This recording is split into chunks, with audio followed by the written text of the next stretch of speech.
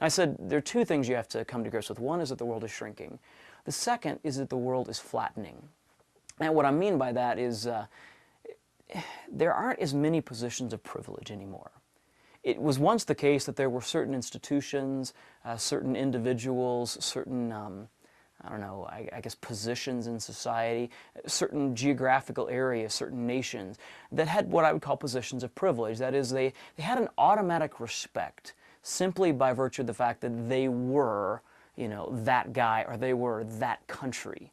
The United States of America used to have a position of tremendous privilege, and people tended to respect what came out of America because America as itself was respectable. That's simply not the case anymore. I mean, there's a rising tide of animosity towards the American culture and towards the U.S. politics and all those kinds of things. But, and I'm not here to say that's right or wrong.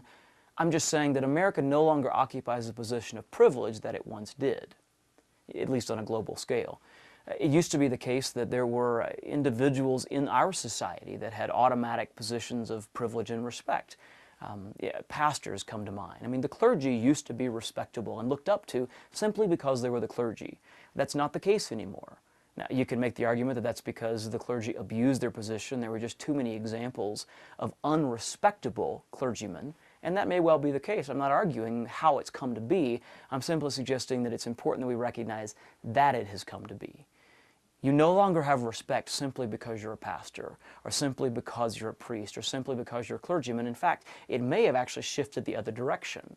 If you're a pastor, a priest, or a clergyman, you may find yourself dealing with more animosity and initial hostility and skepticism than you would have if you were some other position. And so that's another position of privilege that's downgraded. I think we see it even like in the news area. I mean, it used to be that news anchors were people of tremendous privilege. I mean, they sat on a pedestal, essentially, and we thought they were experts and they were trustworthy sources. The rise of the internet and the fact that anybody can get out there and research anything has downgraded the importance of what we would call the experts in modern society. Again, in some ways that's neutral. It's great that we can find all this information. In some ways it's negative, because I would suggest that just because you can find information doesn't necessarily mean that you are in the best position to adjudicate or to judge the validity of that information.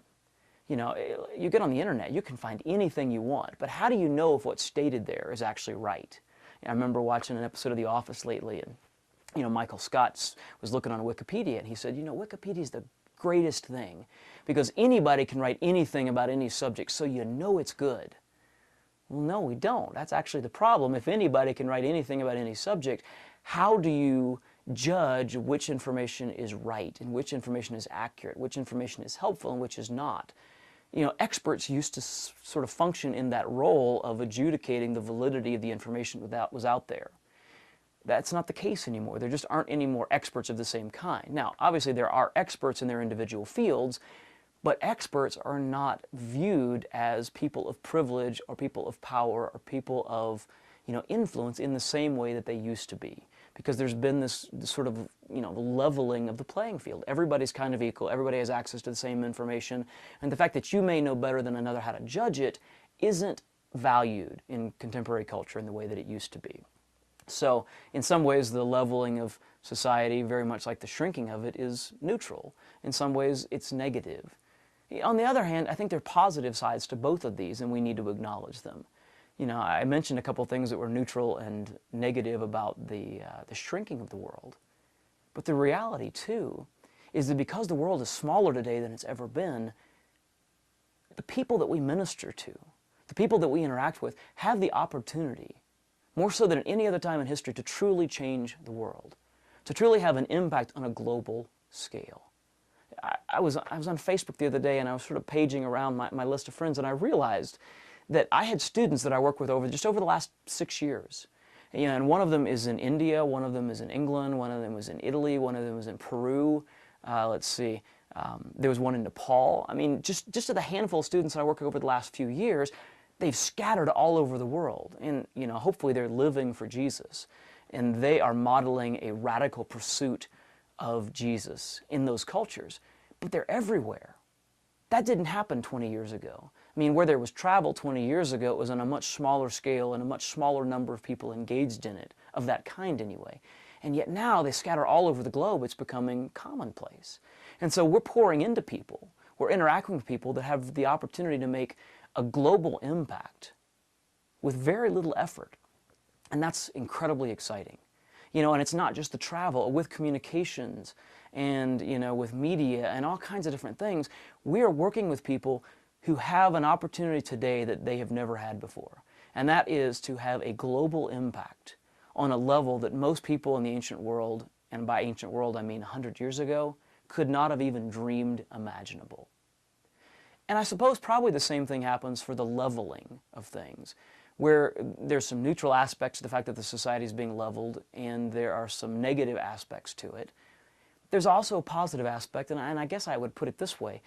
Because there are no more positions of privilege, anybody who's going to come to faith in Jesus is going to do so on a deeper level than maybe was true a few years ago. See, Christianity used to be one of those positions of privilege. It used to be one of those things that was sort of held up in our culture anyway.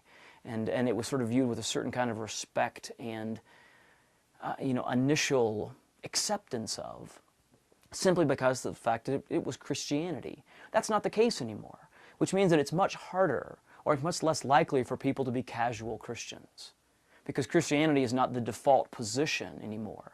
People who come to Christ do so because they have decided that it is truth and that it is worthy of committing their lives to, which means that the people who come to Christ in the current generation tend to be much more committed to radically pursuing Jesus and radically living out the principles of the Christian faith than was necessarily true of people even a few years ago, and that's a very positive thing. It also means that every single person who follows Jesus has the opportunity to recognize and to take up their representation of Jesus on a profound level. You know, when we had pastors and clergy people that were automatically respected, we also tended to look at them and say, you know, they're the ones who represent Jesus. They're the ones who represent Christianity. When those people lose their position of privilege and they're not automatically looked up to, there's a default recognition that if nobody's looking up to them as representatives of Jesus, then we're all having to fulfill that role. Every one of us has to be a representative of Jesus in as radical a way as we possibly can. And so again, I'm not saying that what I'm talking about today is the key to effective ministry. There's so many other keys, and I don't even know how you'd figure out which was more important than the other. But I do think this is a key, that the church has to come to grips with the fact that the world is both shrinking and leveling. I'm Craig Smith with Shepherd Project Ministries. God bless you. Dig deep, reach wide.